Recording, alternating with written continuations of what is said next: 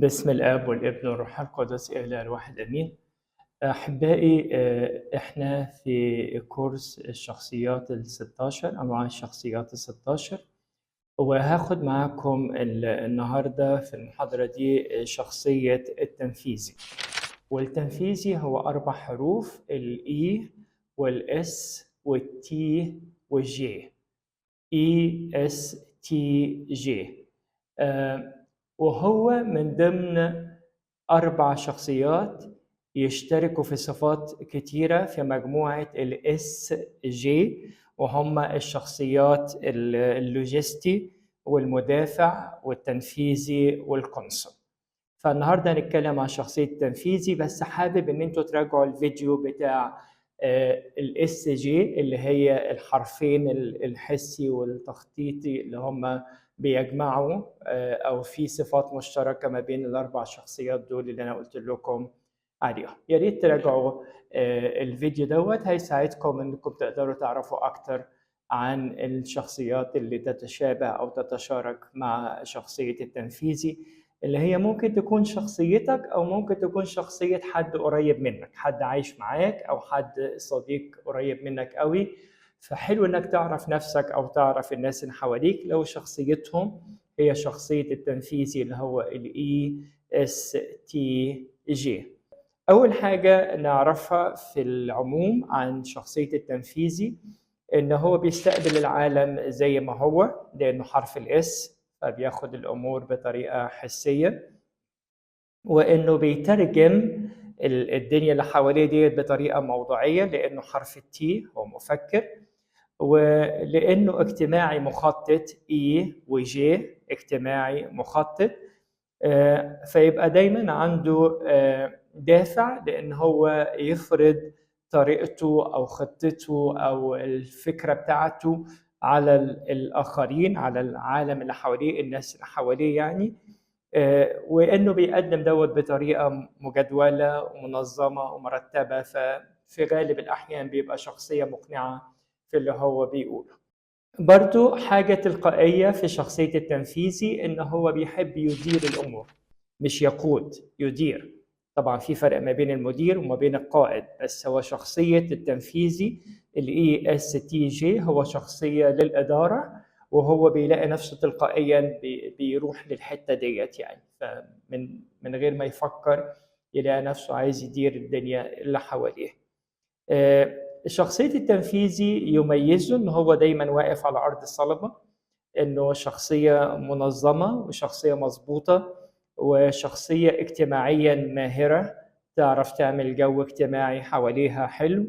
اكاديميا شخصيه قادره، وانه في غالب الاحيان ان ما كانش دايما فهو صح، لان الامور بيرتبها ويخططها وينظمها، فبتطلع في الغالب تكون الدنيا صح. الناس بتشوفهم ان هم جادرين بالثقه، لانهم بيبقوا بياخدوا الامور بطريقه جديه، فالناس بتشوفهم ان هم جادرين بالثقه ويعتمد عليهم. بيشوفوهم كمان ان هم ناس عمليين وان عندهم القدره على الانجاز.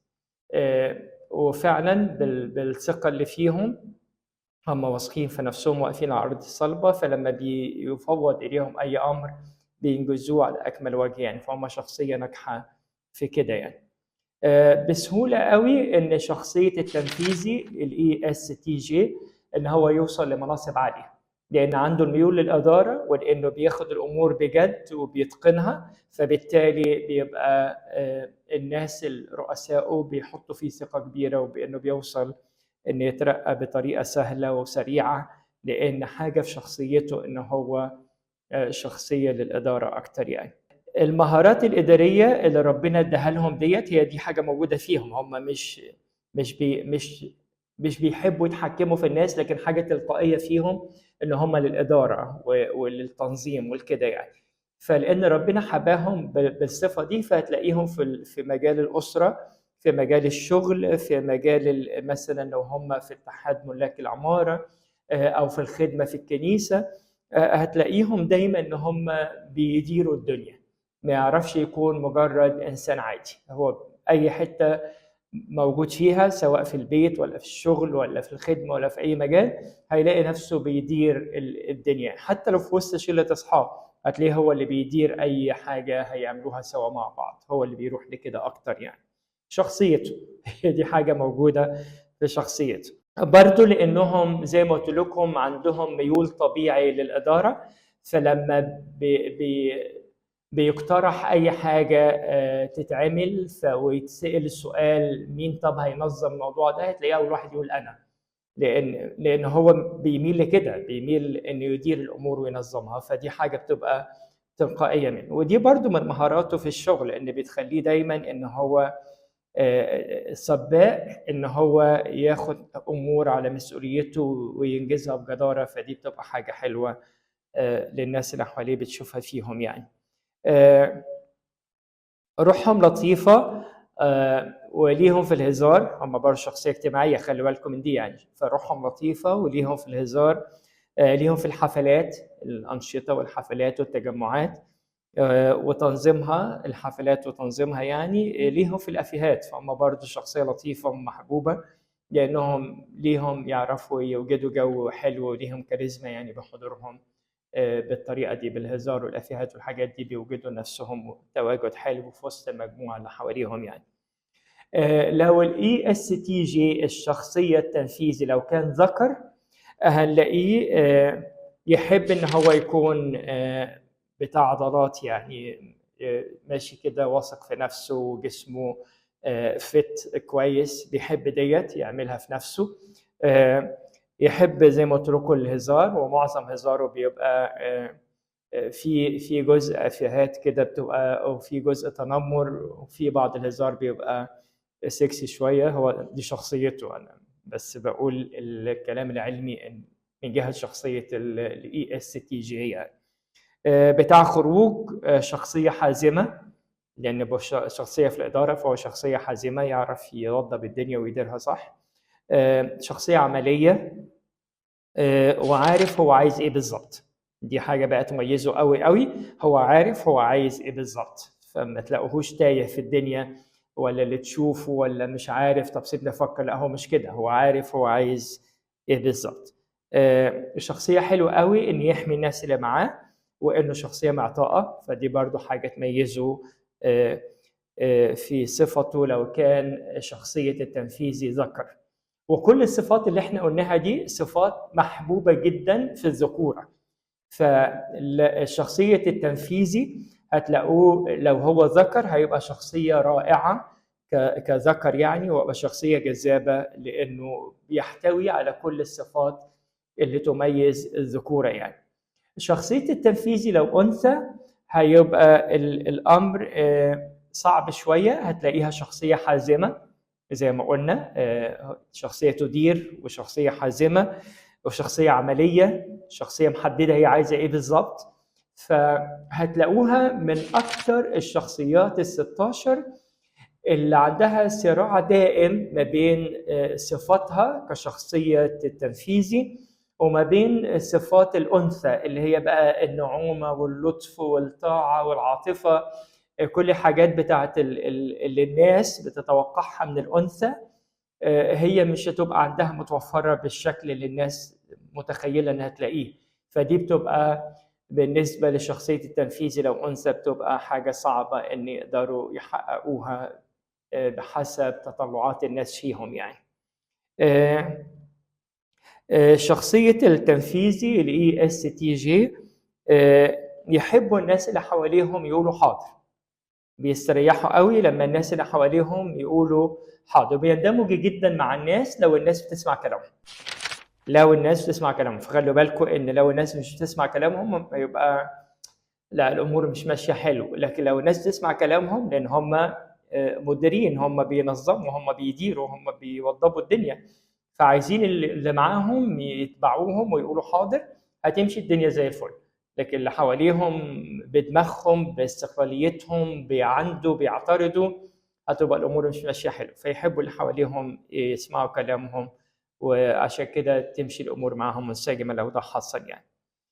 شخصيه التنفيذي الاي اس تي جي لو هو ولي امر بقى، سواء اب او ام يعني، عندهم قوانين محدده وواضحه. هو شخص وعارف وعايز ايه، فالدنيا عنده بتبقى منظمه ومرتبه، فعنده قوانين محدده وواضحه. شريك الحياه الاولاد هو بيتوقع منهم هم يستجيبوا ويقولوا حاضر. طبعا في البيت اذا كان بيبقى عايز حاضر من الناس اللي بره بالاولى عايز كلمه حاضر من اهل البيت اللي موجودين معاه يعني. عنده مفاهيم واعراف. شخصيه تنفيذي هو اب وام، عنده مفاهيم واعراف زي ان الاب هو المتكفل بالبيت وان هو ليه الكلمه الاخيره، وان الام بتعمل طلبات البيت وبتأدي متطلبات الزوجه. عارف الدنيا ماشيه ازاي سواء كان اب او ام، انا بتكلم بس ان عنده مفاهيم واعراف واضحه، شخصيه التنفيذ يعني. وان الاولاد لازم يطيعوا ويسمعوا الكلام لسلطه الاب او الام. فدي المفاهيم والاعراف اللي موجوده عن شخصيه التنفيذي لو كان ولي امر. ولو افراد الاسره بيقولوا له حاضر او بيقولوا لها حاضر، الدنيا بتمشي زي الفل. زي ما قلت لكم يحب الناس ان هي تسمع الكلام وتقول حاضر يعني. المشكله بقى تحصل لو شريك الحياه او الاولاد بيرفضوا تحكم. فخلي بالكم الاداره فيها جزء من التحكم. فلو شريك الحياه او الاولاد رافضين التحكم بتحصل بقى مشاكل في الاسره. والشخصيات اللي ممكن ترفض التحكم ويخشوا في عناد تبقى شخصيه زي الاي اس تي بي او زي شخصيه الاي ان تي جي، ودول هنبقى نتكلم عنهم لما يجي وقتهم. لكن الشخصيات ديت مع شخصيه الاي اس تي جي مش هيبقوا في بينهم توافق. الاي اس تي جي عايز يدير الامور ويتحكم في الدنيا، ودول شخصيات ما بيحبوش الامور ديت تبقى بالشكل ده، فيحصل نوع من التخبط او الاشكاليات بينهم، الا لو فهموا بعض وعرفوا يتوافقوا او يتفقوا على امور تمشي الدنيا بينهم وبين بعض يعني. الاسره والبيت عند الشخصيه التنفيذي دي حاجه اوليه ومهمه جدا. بيعتبر جدا للاسره والعائله يعني، دي حاجه مهمه بالنسبه له يعني. كتب زي مثلا من اجل تربيه افضل للاطفال، او كتاب زي برامج اسريه مثلا، او لنجاح الاسره، حاجات زي كده هتلاقوه اكتر واحد يروح يشتري الكتب دي. اكتر واحد يروح يشتري الكتب اللي تتكلم عن تربيه الاطفال بافضل طريقه، او سلام سلام وتجانس الاسره، او مسؤوليات الاب او الام في الاسره. الكتب اللي تتكلم عن الحاجات دي هو اكتر واحد يروح يشتريها، لانه بيحس بمسؤوليه تجاه الاسره، هو شخصيه مسؤوله، فيحب ان هو يعرف اكتر ويقرا اكتر عن الامور ديت يعني. نمط حياه الاي اس تي جي الشخصيه التنفيذيه بتبقى نمط الحياه بتاعه محكوم منظم. وحط على كده انه نمط حياته محكوم ومنظم، انه هو برضو اداره الاسره سواء كان اب او ام يعني. انه في الشغل بياخده بجديه. الجدول مليان بس الجدول منظم، ما عندوش حاجه مهرجله. هو شخصيه جي مخطط يعني، فما عندوش حاجه مهرجله يعني او حاجه ماشيه عشوائي، لا هو كل حاجه عنده موضبه. الجدول مليان لكن كل حاجه ليها وقت ومحسوب الدنيا ماشيه ازاي. حتى وقت الفن والاسترخاء برضه بيبقى موجود عنده في الجدول ومنظم. ما بيسيبش الامور تمشي بطريقه غير كده. وانه دايما يؤمن ان الشغل الجيد لازم يكافئ. دي برضو من مبادئه سواء كان هو تحت اداره او كان هو مدير. فهو بيؤمن دايما ان الشغل الجد، الشغل الاخلاصي، الشغل اللي بنجاح يستحق المكافاه. لو شخصيه التنفيذي الاي اس تي جي كان اطفال، هتلاقيهم اجتماعيا نشيطين وانهم ياخدوا الامور بمسؤوليه، ودي هتلاقيها في الاطفال الاولاد. ان هم اجتماعيا نشيطين وياخدوا الامور بمسؤوليه، هتلاقيها في الاطفال الاولاد اكتر.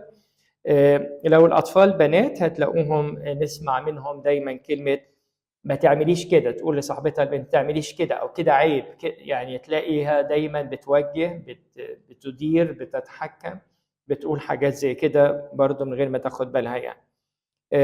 ممكن يحبوا اللعب ويلعبوه بطريقه جديه ويلعبوا الالعاب الصعبه. يحبوا التحدي في الالعاب والحاجات دي. بيدوا اوامر حتى لو لابوهم وامهم، ما عندهمش مشكله ان يعملوا كده. بابا انت لازم تعمل حاجه دي، ماما انت ما خلصتيش مش عارف ايه. هتلاقيهم كاطفال ممكن يتكلموا الطريقه دي. ويمكن الاب والام لو مش فاهمينهم يقولوا لهم عيب قله الادب دي، هو انت هتعلم الكبار؟ بس هم شخصيتهم محتاجين نفهمهم بطريقه صح. حاجتين مهمين قوي للاطفال الاي اس تي جي، الشخصيه التنفيذيه، ان بالنسبه لهم ان اولياء الامور لازم يتصرفوا كاولياء امور. ده بالنسبه لهم حاجه مهمه، ان ياخد مسؤوليته كاب او تاخد مسؤوليتها كأم. دي حاجه بتبقى في دماغه حاجه مهمه قوي، لو ما شافهاش حاصله بيتكلم ما بيسكتش. عشان كده بقول لكم ممكن هم يوجهوا او يديروا اولياء الامور، ان هم دايما عندهم ان الاب لازم يقوم بدوره، الام لازم تقوم بدورها، بيشوفوا الصوره بالشكل ده يعني. وان بالنسبه لهم عشان هم اطفال فيحبوا قوي ان يكون في تعليمات وفي جدول وقوانين تملى عليهم عشان ينفذوها. فهم ناس يحبوا ياخدوا الامور بالطريقه دي، هم شخصيه جي فياخدوا الامور بالشكل ده. خلوا بالكم انه ممكن يعترضوا على التعليمات دي او الجدول، لكن على المدى البعيد بيقدروا لانهم بيلاقوا الامان في السلطه.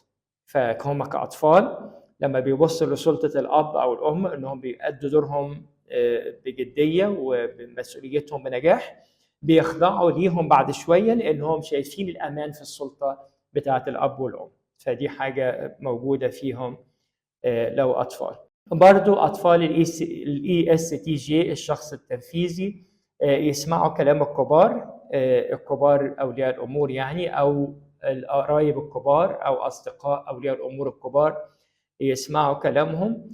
ولانهم بيلاقوا فيهم السلطه بس بيختبروا السلطه. يعني لو لقوا الانسان دوت بيتكلم بطريقه صح وان دوت مكانه انه يقول كده هيسمع الكلام يعني مثلا لو جه خاله مثلا قاعد عندهم في البيت واتاخر مثلا، ويروح قايل لشخصيه التنفيذي الطفل يقول له يلا يا حبيبي روح نام ميعاد نومك. يختبر السلطه، هو انت مين عشان تقول لي روح انام؟ انت خاله، انت مش بابا، انت مش ماما. يختبروا السلطه، يشوفوا مين اللي بيطلب ايه. فبيسمعوا كلام بس يختبروا السلطه انها انت من حقك تعمل كده او لا يعني. فخلوا بالكم من النقطه دي برضه، انه ممكن يرد عليه ويقول له مش انت اللي تقول لي كده مثلا، او بابا ما قاليش. يعني ممكن يحرج الكبير لانه بيختبر السلطه ان ليه الحق في كده او ملوش الحق في كده. شخصيه التنفيذي الاي اس تي جي لو كان طالب هتلاقوه مجتهد، طالب مجتهد. ليه؟ لانه عايز يكون الاول. ما هو خلي بالكم هو شخصيه التنفيذي يميل للاداره، وهو في الشغل بياخد الامور بجديه عشان عايز يبقى في المناصب العاليه. فلو هو طالب برضه بياخد الامور بجديه وباجتهاد عشان خاطر عايز يوصل ان هو يكون الطالب المميز او السكولاري ستودنت يعني، اللي هو واو في الفصل يعني. فبياخد الامور بجديه عشان كده. بياخد الامور بجديه، بس برضه هنلاقيه بيتكلم وبيناقش وبيجادل يعني. هو برضه خلي بالكم انه حرف التي، فالامور بالنسبه له مش هياخدها عمياني كده، لازم يبقى فاهم ايه اللي بيتقال له، مش اي حاجه وخلاص يعني. في مرحله الجامعه مش بيستحملوا الكلام في النظريات كتير، ملوش في كده برضه. هو شخصيه التي برضه ما يحبش كلام في كده. ولو المدرس ولا الدكتور ان بي، اللي هو بقى الشخص الان بي دوت اللي يعني ما بيقولش الامور بحقائق وسايب الدنيا على بعضها وما عندوش مرجعيه واضحه وراسخه للحاجات اللي بيقولها، بيتعبوا جدا. لو هو طالب ومعاه مدرس او دكتور في الجامعه من شخصيه الان بي هيبقى تعبان معاه قوي، لان الدكتور نفسه طريقه شرحه مش هتريح شخصيه التنفيذي خالص. هيلاقيه عمال يتكلم في الهواء، ما عندوش ارض صلبه واقف عليها وحقائق علميه بيتكلم بيها، فمش هيستريح لطريقته وهيعدي الكورس بتاعه ده بالعافيه يعني، اذا قدر يعدي يعني. زي ما قلنا شخصيه الاي اس تي في الاسره هو يحب المناسبات العائليه، مش بس على مستوى اسرته شريك الحياه والاولاد، لكن على مستوى العيله الكبيره برضه. يحب المناسبات العائليه، التجمع، الناس اللي تتجمع مع بعض في الاعياد، مثلا اعياد الميلاد، افراح، حاجات كده يعني. يحب المناسبات العائليه. وكمان بالنسبه له يحافظ عليها قوي، ده بالنسبه له تراث يعني. يعني مثلا لو متعودين في شم النسيم ان يتجمعوا العيله الكبيره مثلا، وان لازم يبقى الاكل فسيخ، لو حد قال عايز ياكل حاجه تاني، ازاي؟ ده احنا من واحنا صغيرين، ده من ايام مش بابا وماما، ده من ايام جده واحنا بناكل كده. بالنسبه له الطقوس العائليه دي ميراث وحاجه هو يقدرها ويكبرها. يحب اللمه ويحب يحافظ على طقوس المناسبات اللي بيتجمعوا فيها يعني. ده اللي اقصده يعني عن شخصيه التنفيذي الاي اس تي جي. برضو يحبوا ان هم يوضبوا المناسبات ديت، لان هم بيديروا الامور يعني. برضو ممكن يعترضوا على بعض الحاجات، زي ما قلت لكم بيحبوا يحافظوا على النظام، فلو حاجه اختلفت يعترضوا عليها، وممكن يعترضوا بشده، ويستغربوا قوي ان اعتراضهم دوت الناس مش مستريحه له، ليه مش مستريحين يعني. فهو من النوع اللي شايف لا، الامور المفروض تمشي بالطريقه ديت يعني. شخصيه التنفيذي الاي اس تي جي، لو هو في الشغل عنده بعض المبادئ كده يمشيها. مبدا عنده ان لو الحاجه مش بايظه ما تصلحهاش. فهو ماشي بالمبدا ده، الحاجه لو مش بايظه سيبها زي ما هي، ما تصلحهاش يعني. وبرده ماشي بنظريه ما تلعبش فيها طالما شغاله، او يعني هي دي بدل دي يعني. الحاجه سيبها زي ما هي طالما شغاله، ما نقعدش بقى نفتي ونقول ونجرب، لا، سيبها زي ما هي يعني. وعنده برضو نظريه تانية ان لو هتعمل حاجه اعملها صح. لو هتعمل حاجه اعملها صح. يحب الحاجه تتعمل مظبوط. الكلام ده بيطبقه على نفسه قبل ما يطبقه على الناس اللي حواليه. خلوا بالكم، هو لو تحت إدارة هيعمل كده، ولو هو مدير هيطلب من اللي تحت إيده كده. هيطلب من اللي تحت إيده لما يعمل حاجة يعملها صح، وهيطلب من اللي تحت إيده إن طالما شغالة ما تجيش ناحيتها، سيبها كده زي ما هي شغالة كده. هيبقى دوت مبدأ على نفسه ومبدأ على الناس اللي تحت سلطته. بيطلع السلم الإداري بسرعة، إن زي ما قلت لكم هو حاجة طبيعية فيه اللي بيميل للإدارة والتنظيم، فالدنيا معاه بتمشي سهلة في الموضوع دوت. بيتصرفوا بطريقة صح، وبيعرفوا يديروا الأمور ويبقى ليهم تأثير على الناس اللي حواليهم، ودي حاجة بتميزهم في شغلهم.